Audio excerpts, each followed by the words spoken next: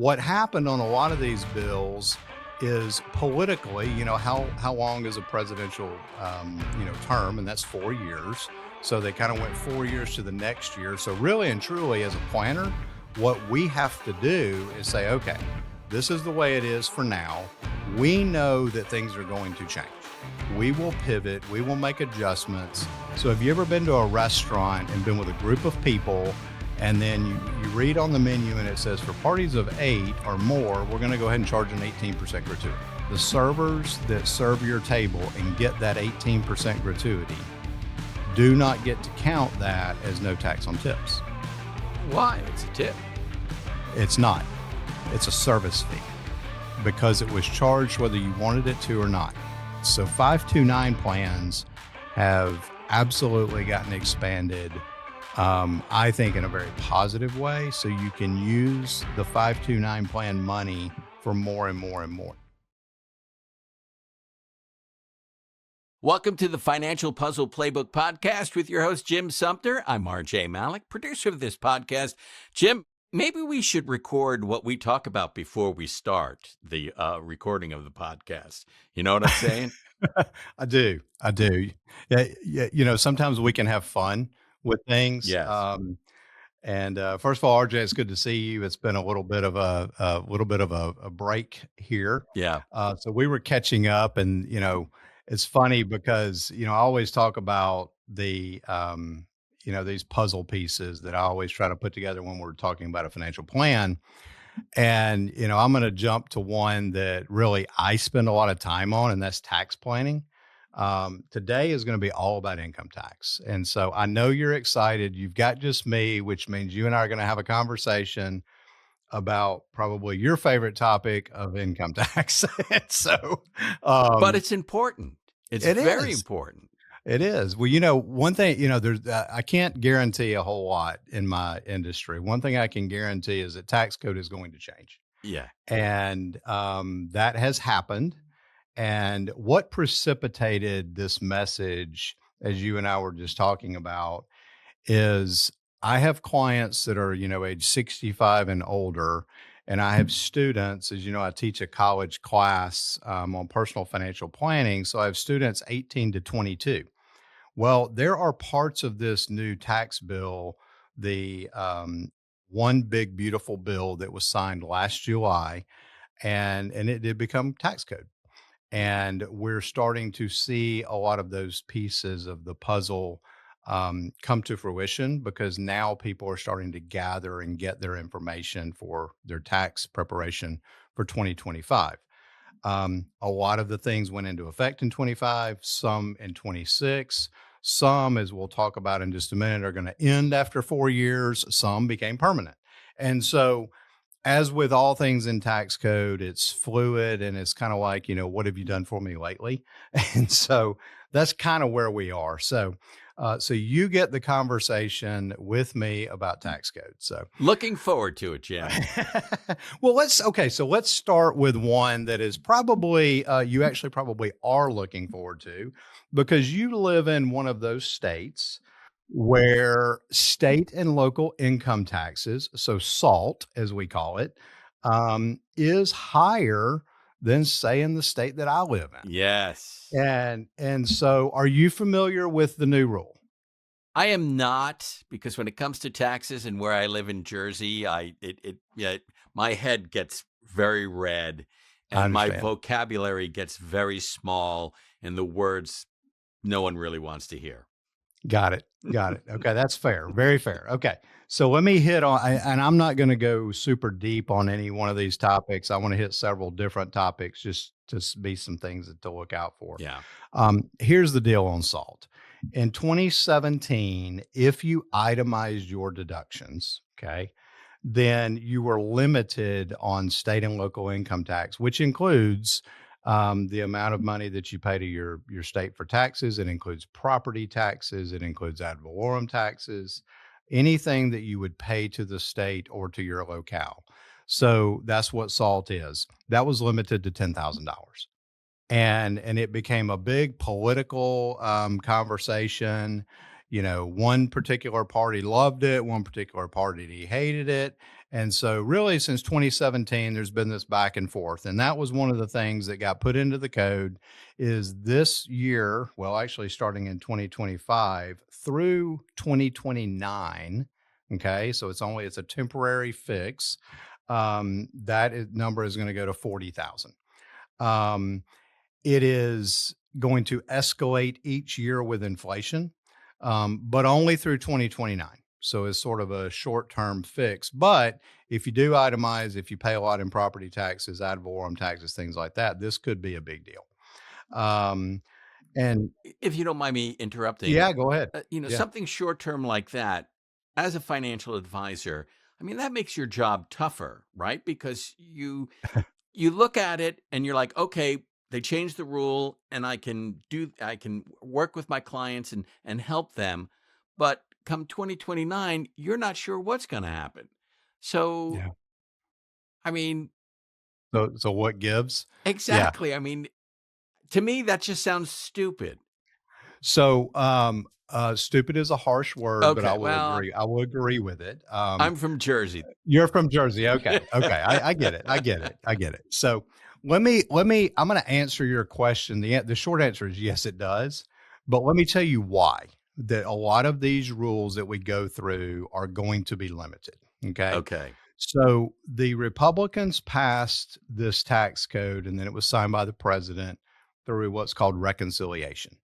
What reconciliation means is that they did not have to have a supermajority in the Senate. So they did not have to have 60 votes yeah, to pass it. They only had to have a simple majority, which is 51 votes. So it narrowly passes with 51 votes. So what does reconciliation actually mean is this. If they give a deduction on one side, they have to have a revenue stream on the other side. Okay? So that's the first thing. The second is under reconciliation, nothing can be longer than 10 years. Okay. got it. So you have this 10-year window. So this is one thing in Washington where they actually do have to balance. Not everything, but this is actually one of the things that they do have to balance. So if they give a deduction, they have to have a revenue stream. Okay. What happened on a lot of these bills is politically, how long is a presidential term, and that's 4 years. So they kind of went 4 years to the next year. So really and truly, as a planner, what we have to do is say, okay, this is the way it is for now. We know that things are going to change. We will pivot. We will make adjustments. I've talked so much on this podcast about this puzzle that we're putting together, Right. but nothing stays fixed. One of the things that I mentioned in the very beginning, I think, even in our tagline is, when the dog hits that table and a fourth of your puzzle falls off, it's because things totally beyond your control, such as tax law changes, an unexpected, death, a birth, a marriage, a divorce, a job change, a job relocation, things totally beyond your control. So that's really what we're talking about here is this tax code that absolutely could affect your financial plan.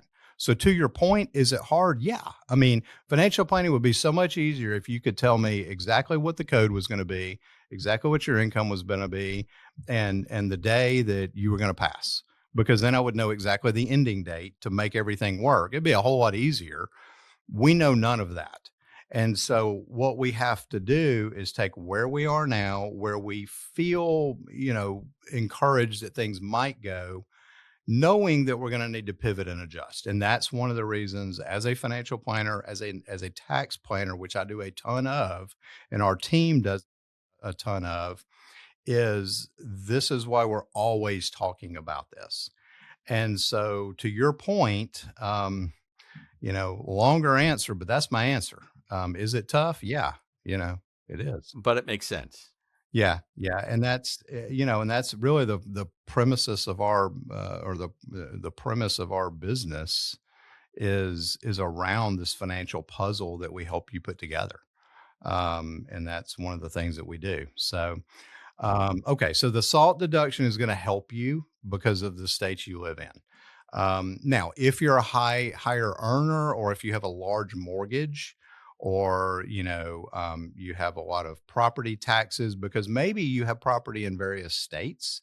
that you have to pay, this here and this there and that there, that's not on rental, so it's all personally owned, then you could have a lot of, property taxes from various places. So I think SALT all in all is going to help people. Probably not as many as you would think, however, because you have to itemize your deductions in order to do that. So if you're married filing jointly, um, one of the things I think there's like a 30 or $31,000 standard deduction. Well, you have to be above that number before it mathematically makes sense. Now, a lot of states, like our state in Alabama, we have an income tax in our state. And so, if someone lives in Texas or Florida or Tennessee, they don't have any income tax. So they're not really worried about the state income tax. But in states where you do have that income tax, it could be that you itemize on the state, but not on the federal. Well, SALT doesn't really affect those state rules. However, there are some states that follow the federal guidelines. So you have to know, what does your specific state, um, what rules do they follow? What do they deviate from? Things like that. So, it's another reason it's important to work with a planner that works in multiple states, because it's not always the same depending on where you live. Right. So I think SALT is going to be one. Here's one. And this kind of goes back to these itemized deductions again, is charity. Charity is something that you're able to itemize. And so if I give a lot of money to St. Jude's, to our local children's hospital, to Ronald McDonald House, things like that. A lot of people know my story, and with my son and his illness when he was a teenager, that's just something that became very near and dear to us. So that's one of the things that we contribute to. We also love pets, so the Humane Society is in there, and then there's other scattered things throughout. But if you're given to charity, but you don't itemize, then you're not, and we don't want to give to charity for a tax benefit. That's not the reason that we give. But if we do, and we follow the guidelines, then we're able to take it as a tax benefit. But if we're taking a standard deduction, it doesn't really help us. So one of the things that was put into this new bill is, there's a permanent above the line deduction of $1,000 if you're single, and $2,000 if you're married filing jointly. So what that means simply is, if I take the standard deduction, I can still count $2,000 of charity. That's going to reduce my adjusted gross income. So I think those are good things. There's some nuances in that. So, like a donor advised fund, you're not able to really, use for that deduction. It has to be,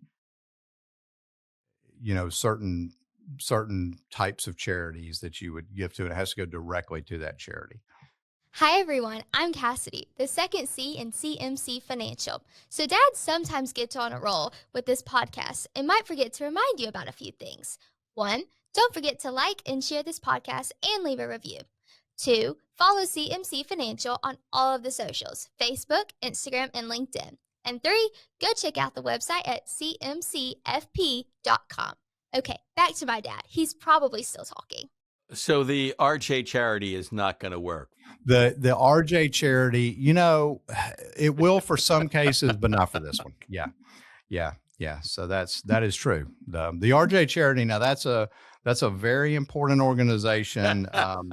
The problem that I think y'all have is, you spend so much of your money goes to, to the guy that owns it Yeah. or runs it. To the guy who- It doesn't really benefit us a whole Yeah, lot. I understand. But I yeah. understand. But no, I mean, and that's important to know, which ones count, which ones don't. Right. Again, tax planning. One of the big ones that I think is going to be really important, it's going to help a whole lot of people, is child tax credit.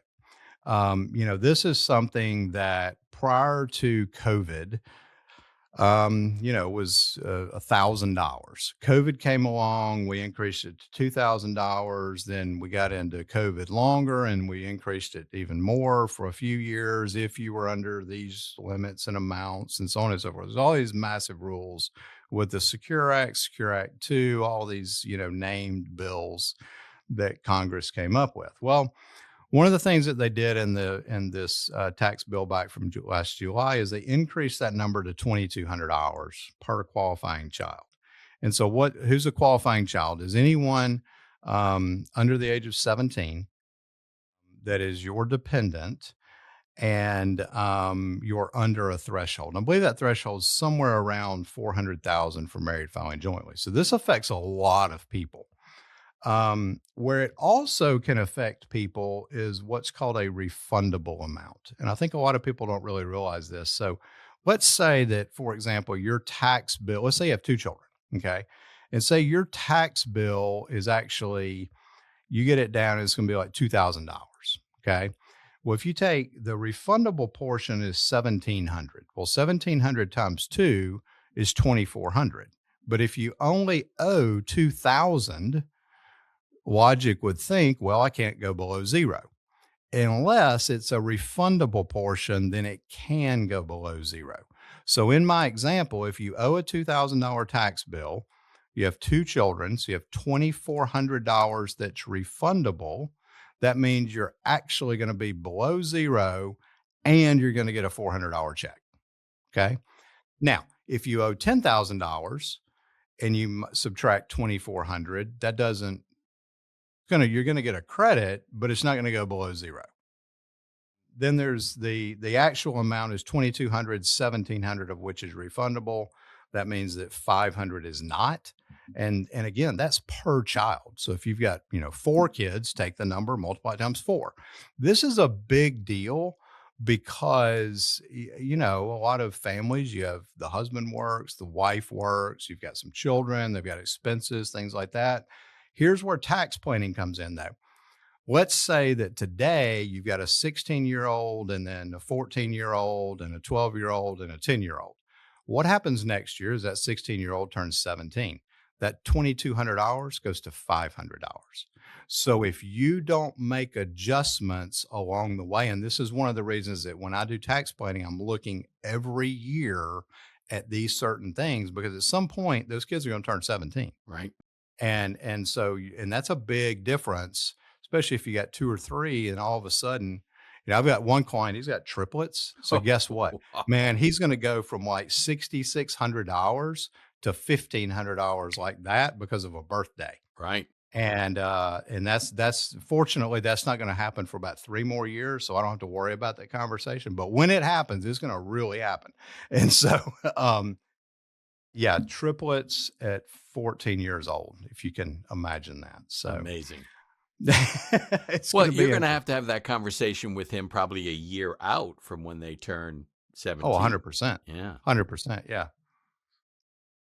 Yeah, 100%, because you don't do tax planning just when you're right on the cusp. Right. You do tax planning along the way because we want to be able to kind of get ready for it, and things like that. So now let's talk about real quick, if someone has, let's say, dependent care expenses. Okay. So someone goes to a daycare or they have after school care or something like that. And again, there's income limits, there's thresholds, things like that we have to look at. But historically, that's been 20% of the money that you get. So if you spend 10,000, it's going to get capped, and it's going to get capped at 20%, and then depending on your income levels and things like that. But that number goes to 50%. So that could become a bigger deal, on the dependent care. All right, I want to talk about one that I'm hearing so much about. And this is one of the frustrations that I have with politicians, because a lot of times politicians will say something that politically sounds good. I don't know if you've ever seen that or experienced that, but I have. Yeah. Yeah. Okay. Have you heard no tax on Social Security? Yes. Okay. Do you know that it really has nothing to do with Social Security? I think I heard that. Yes. Okay. Here's the deal. And this is where my 65-year-old client or older clients are coming in and asking this question. Well, now, so-and-so said that I wasn't going to have tax on my Social Security. What do you mean? Well, there's a couple of things. First of all, there's a threshold that if you're married filing jointly, and your adjusted gross income or modified adjusted gross income is above 150,000, you're not going to get it. You're not going to get the extra deduction. Your Social Security is still going to be taxed, and you're not going to get any additional deduction.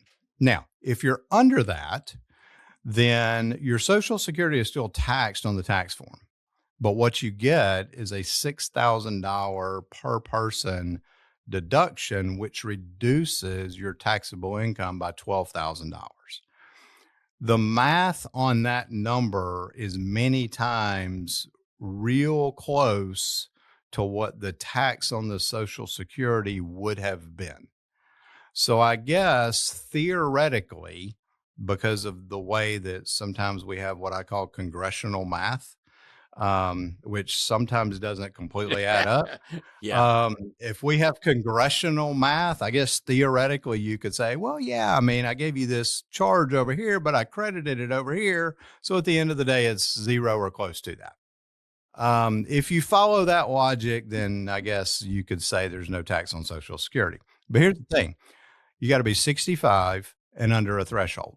There's a lot of people that aren't even taking Social Security until 67, 68, 69. You don't have to be taking Social Security to get this deduction. So it really has nothing to do with Social Security. It has everything to do with your age and your income level. And that's the way it works. What about this one? No tax on tips. That's only for certain people. Certain people. Okay. What certain people do you know? Waiters, waitresses. Okay. I'm trying to think that was the main one, waiters and waitresses. So RJ, what about this? If I send you a check and I call it tip, and I say, thank you so much for being my producer. This has been amazing. I don't qualify. Is that you don't qualify? Yeah. So that's the first thing. Yeah. The second thing is, let's talk about the waiter and waitress, because this is and the reason I'm even bringing this up is because a lot of times I'll follow things on social media. My kids will send me something to watch. And so that's why I have a TikTok account, because you can't watch anything unless you have the TikTok account. Okay. Now, I have no clue how to make a TikTok. Okay. Full and fair disclosure, never made one. If anybody follows me, you have no entertainment value, because I post nothing. Okay. I may repost something, but I post nothing. But there's a lot of people on TikTok, Instagram, Facebook, YouTube, articles talking about this no tax on tips. Here's what I'll tell you. About half the time they're right, about half the time they're partially right, and sometimes they're just all wrong. So here's really what it matters. And I was talking to a couple of my students in my class this morning who are waiters. They're 19, 20 years old. And I asked them, I said, so here's the thing. Do you ever get into a situation where someone lays down cash on the table as your tip? Do you claim that and put that, as part of your tips? And they said, no, sometimes we just kind of take. Now, some places, they do like a tip pool or a tip payout or something like that. Right. Here's the thing. It has to show up on the W-2 as tip. If it does not, it does not count. Okay. Here's the other one. This is a biggie. So have you ever been to a restaurant and been with a group of people, and then you read on the menu and it says for parties of 8 or more, we're going to go ahead and charge an 18% gratuity. You've seen that, right? Yep. Okay. Do you know that the servers that serve your table and get that 18% gratuity do not get to count that as no tax on tips? Why? It's a tip. It's not. It's a service fee, because it was charged whether you wanted it to or not. The way the tax code reads is a tip is over and above your regular charge and service fees. So if you're in that situation and you're with a group of people, what I would do, ask for a manager, say, we're going to tip the server. Okay. Take the service fee off, because then they're going to get no credit.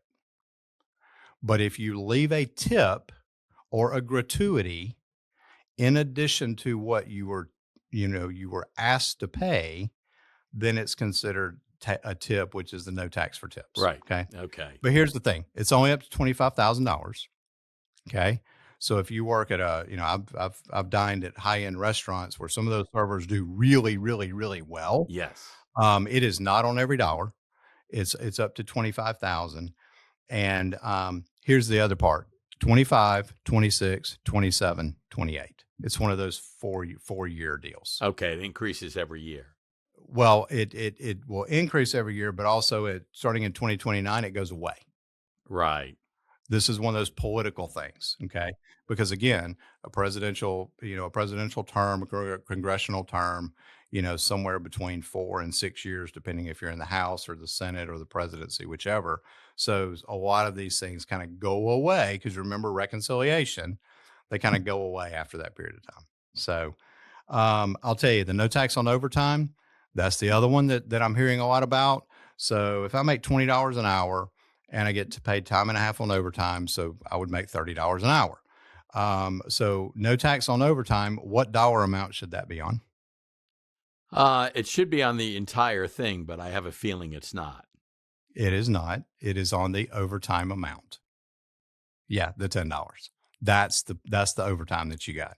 The other is your regular compensation. And here's the thing: a lot of people don't realize some of these rules.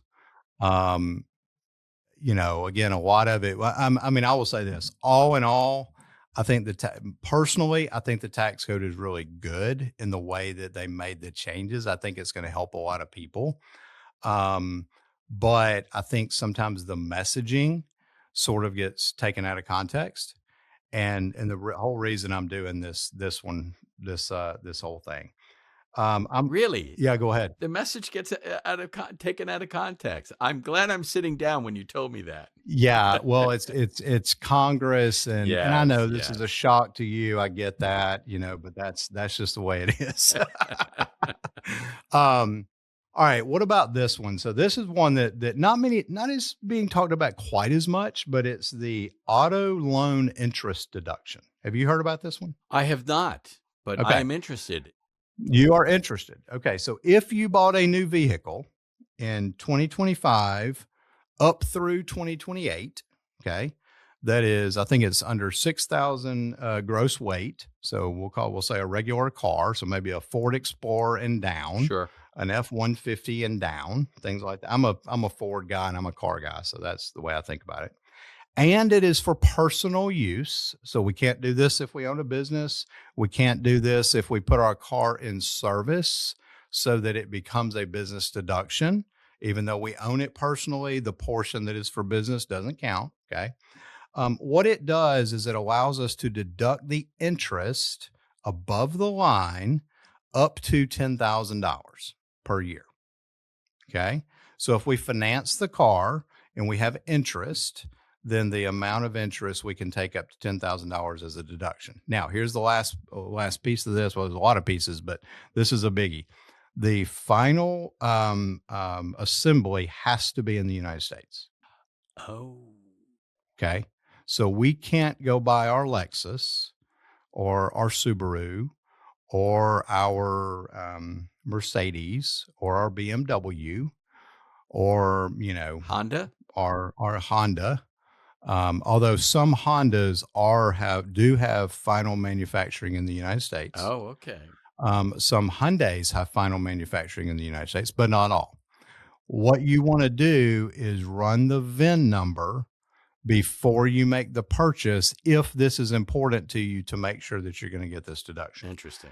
Literally on the tax return, there's a new tax form called an A1, which is part of the Schedule A.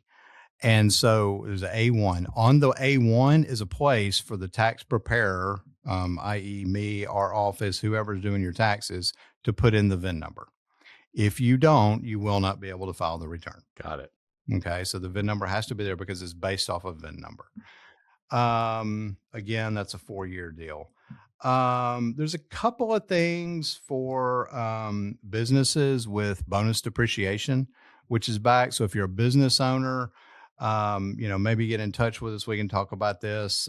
This is where we have those. Well, how much money do I need to spend by the end of the year to help my, taxes or whatever? Bonus depreciation is a big deal. I believe when you have businesses that are putting money back into their business and buying things to help in the manufacturing Sure. and things of that nature. There's a lot of rules around that one. So I could do a whole multi-series on depreciation for businesses. But that's the touch on it.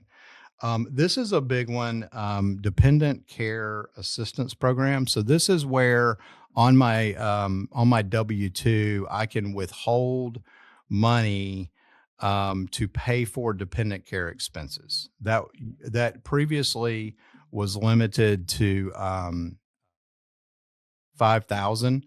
Now that got increased to 7,500. I have a lot of clients that do this. And so sometimes what would happen is you'd have a husband and wife, and they both could participate in their respective plans. Had one particular case where the husband's employer limited them to $5,000. Okay. But the spouse's employer also allowed for them to do a dependent care. So the wife was able to do 2,500. The husband was able to do 5,000. They could take advantage of the full 7,500. Okay. Not every employer is like that. So you have to really watch and say, what are your benefits? But, if you're changing jobs, if you're in this situation, if you have a child, you have a life event, and you're looking at this type of thing, this is a really big deal because all of that money that you put in there is coming in tax free. So you're not paying income taxes on those dollars.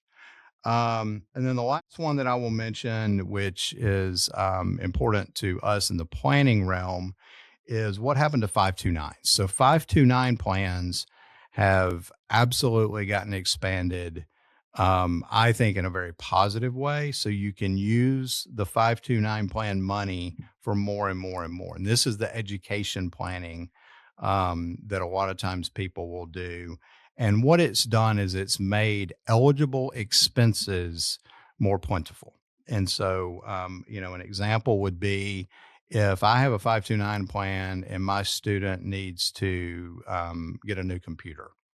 If they need, let's say they're in nursing school and they need to go get a new stethoscope and a blood pressure cuff and all that kind of stuff, that's equipment. You can now use 529 money to do that.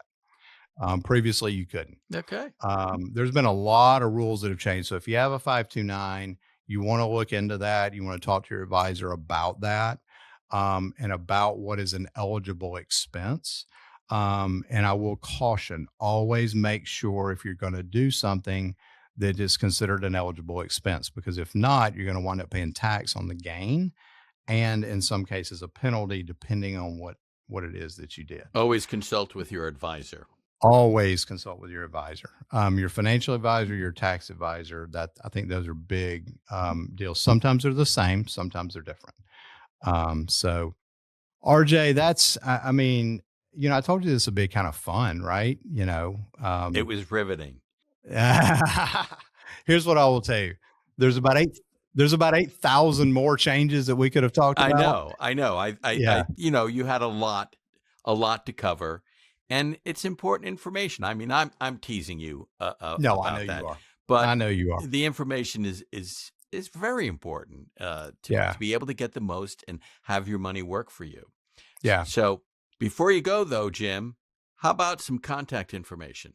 Yeah, so contact information for us. I'm going to throw a new one at you because we have something that's new. Nice. So, our main website is cmcfp.com.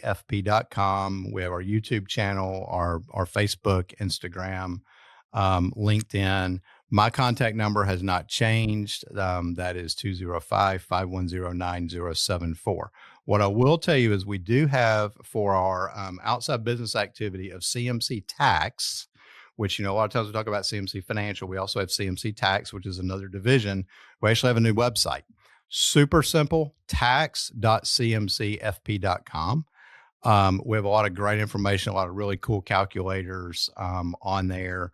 You can reach out to us that way as well. And so from a tax standpoint, which we brought up today, that's a place that you can go and find out a lot of information. We also have our monthly newsletter on there, which talks about a lot of these type things. So, so that's a new one. I haven't announced that before. It's something that we just started for 2026. So Thank you, Jim. And most importantly, thank you for listening to the Financial Puzzle Playbook podcast. We ask you to share this podcast, rate it, and leave a review because this actually helps others find the show. Again, thank you for listening. And for Jim and everyone at the Financial Puzzle Playbook, I'm RJ Malik, and we'll see you at the next podcast.